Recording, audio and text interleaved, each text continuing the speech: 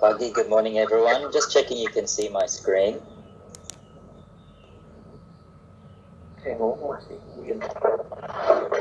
Yeah, we can see it. So my update today is just going to talk about some of the technological features you'll find beneficial when you're scanning pediatrics.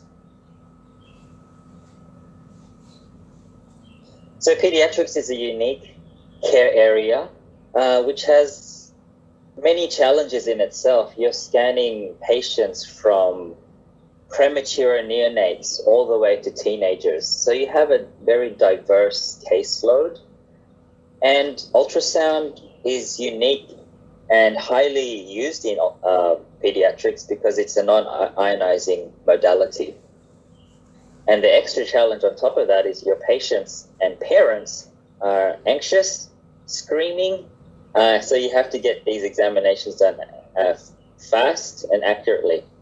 So I'm going to highlight a few of the technological features which might help you out.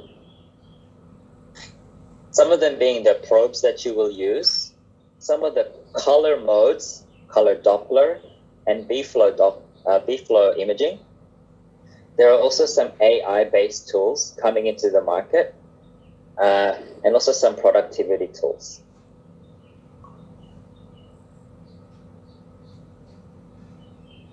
What are the problems we're trying to solve when dealing with a pediatric cohort?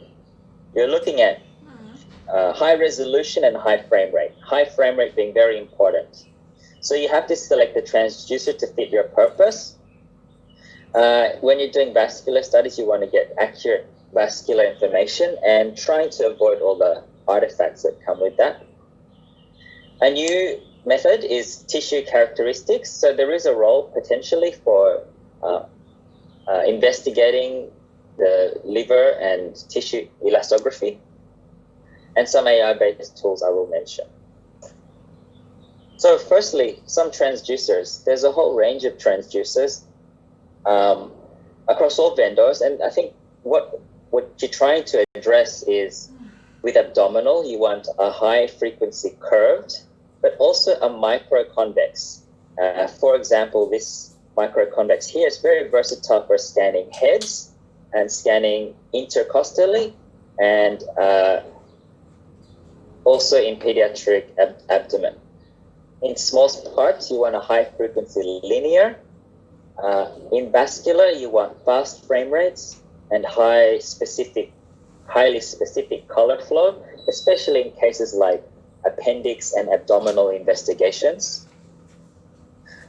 There are some unique pediatric examinations such as pediatric hips, neonatal heads, and appendix studies. And some of you may also do pediatric cardiac, so you will need a specific cardiac probe for that. So just listing there some of the probes that would solve those situations. A lot of the vendors now have new technology, and one of ours is called C-Sound. C-Sound, actually, you don't have a focal zone. Conventionally, when you're imaging, and most of you are still using focal zones, you have to adjust the focal zone to have high resolution at a particular depth. But GE, along with other vendors, is removing the need to have a focal zone, which is very convenient, especially in pediatric scanning, because instead of just changing the depth, and then you have to quickly change the focal zone, now the focal zone and changing the depth is linked together. So it also gives you faster workflow and a more uniform image. So in this image here, near field to far field, it's no one focal zone, the whole image is in focus.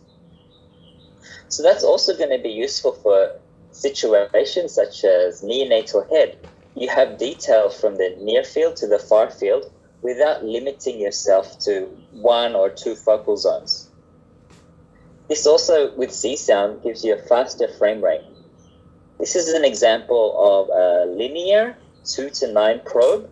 You can see the nice detail of the midbrain and all the way down to the cerebellum, with still very clear resolution here at the ventricle here. With C-sound, it also allows you to get nice patency of intracranial vessels without suffering from such a slow frame rate also.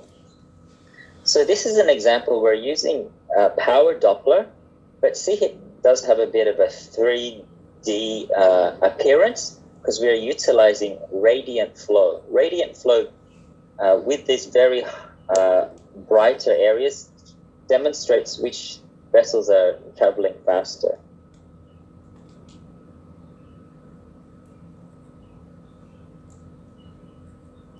So to summarize with C-sound, your depth and focal zone are linked. So every time you change the depth, you don't have to change the focal zone separately. So this is going to benefit you when you're scanning abdomens, especially in neonates, which are almost always crying or distressed. In neonatal brain, you get nice detail all the way from near field to far field here in the middle image.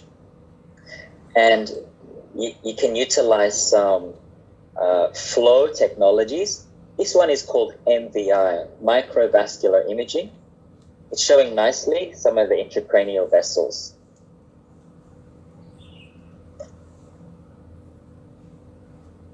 A lot of pediatrics is also examining the patient, their surface anatomy, and also comparing left and right side.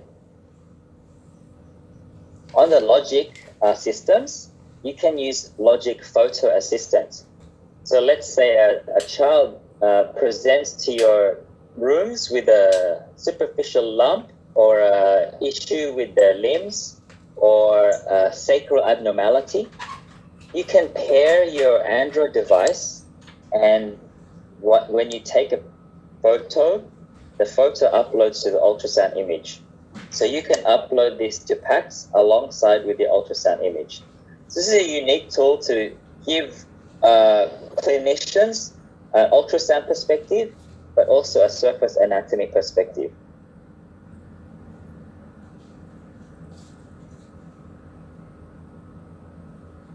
Another tool you might find useful is B-Flow. So B-Flow is a form of B-mode.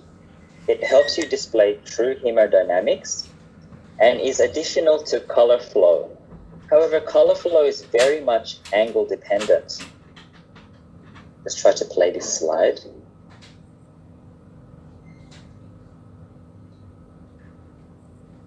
Color flow is very much angle dependent, but B-flow is not. So here you're seeing the perfusion in all sorts of angles to show the pediatric kidney here. You can display B-flow in different modes. I know this is obstetric image, but on the left side you have your B mode image, and on the right side you have your B flow. So you can correlate the usual view that you're seeing with the B flow view. It's almost like ultrasound angiography mode.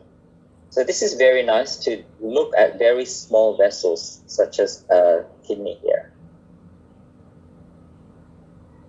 This is an example at the bottom of liver surface. So here you're seeing the vascular tree of the liver from the very large portal vessels all the way to the smaller capsular vessels. And this is again utilizing B-flow. Apologies, my video doesn't seem to play at the moment. But this is meant to give you another example of when B-flow is going to be useful. Often you are presented scanning for testicular torsion. So in torsion, you just quickly turn on B-flow. Quickly you will see some small vessels, and therefore you have essentially excluded a torsion by showing the vessels patent. Oh, thanks, the video is playing. I'll just play it again to show you the view of B-flow on a testicular torsion case, or to exclude testicular torsion.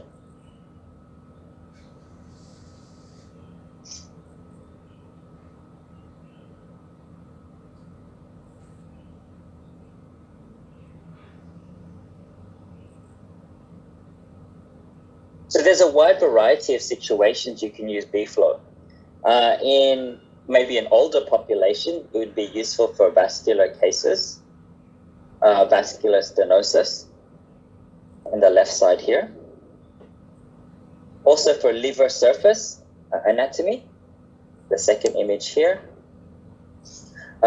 Investigating liver lesions without having to use CT, without having to use contrast agents. And also the last image, it's also useful for investigating urethral jets, ureteric jets, I apologize.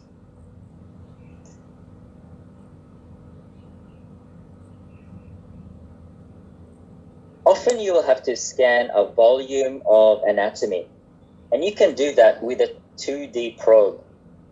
But by sweeping a 2D probe, you can capture a volume of data. This is called easy 3D. So when you capture a volume of data, the view is like a cube like this, and then you can scroll front to back in this anatomy. So this is going to be useful for situations such as the neonatal head.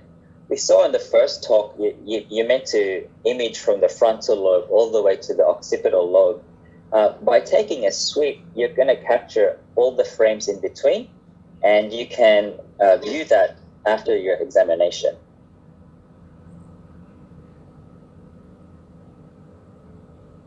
So you can reconstruct your 3D volumes and display it in multiple slices, just like you would in a CT format.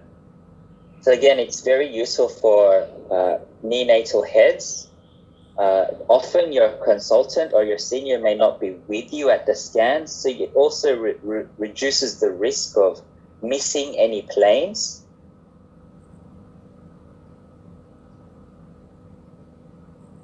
Because some pathologies may be very subtle, such as PVL or some choroid plexus cysts.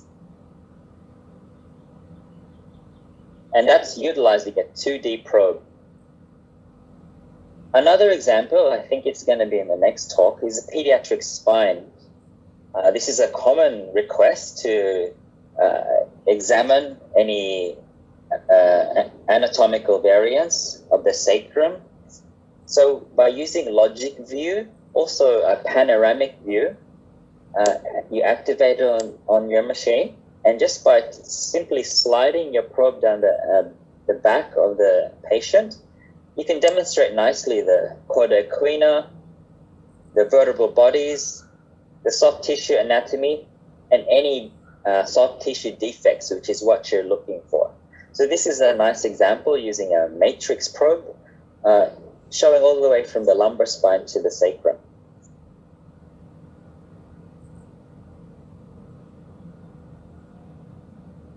Many of you who have scanned a child know that it's very difficult to control their emotions and get them to stay still. So this makes using Doppler studies even more difficult, because you have to use B mode, you have to use color, and then you have to use pulse wave.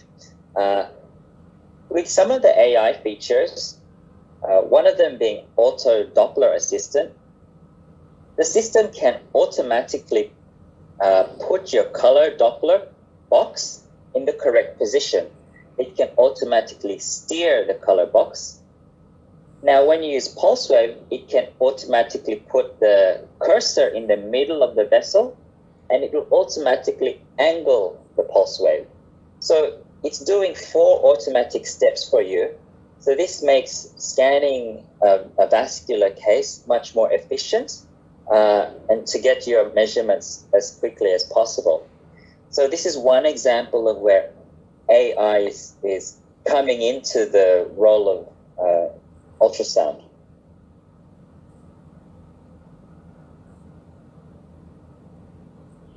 I might also mention raw data, because often in the first scans or at the time of the bedside, the images might be suboptimal. After you have acquired your image, you can adjust B mode parameters, color parameters, and pulse width parameters. So I encourage you to take the time to look at what you can adjust after you've scanned a patient, because you can adjust a whole range of parameters to optimize your image. I'm sure this will be talked later, but you can also, you have to be mindful of setting up your machine in a specific way. One example is hip ultrasound needs specific measurements. So on a logic system, you can measure the hip measurements with the alpha and beta angle method, or you can measure with the femoral head method like this. So there's many ways you can measure such a particular cases. So by utilizing raw data and by utilizing your measurements, you can get the scan done more accurately.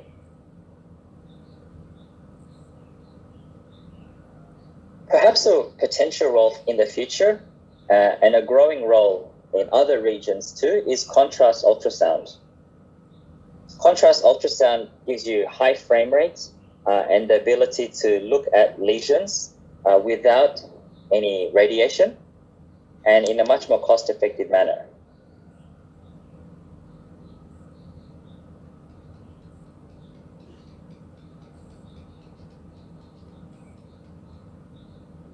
So contrast ultrasound, you can look at liver lesions, abdominal masses, look at the behavior of them in the arterial phase, in the portal venous phase, and the washout phase. Also, it has a role in renal masses.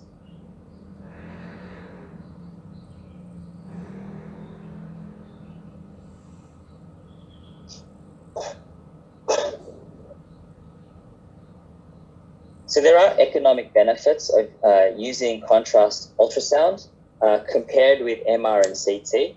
Not only practical benefits, it is also less expensive, less time consuming, and hopefully has a bigger role in diagnosing some of these lesions. So just to conclude, there's radiology and technological changes have become frequent and increasingly sophisticated. So you as users of ultrasound have to be familiar with what tools to use to solve diagnostic problems. It's basically using the science of acquiring your diagnostic images, but it's also the art of knowing which tools to use and displaying, the fascinating anatomy in such of the examples that I've shown. So I'd like to end there. Thank you, Sishi.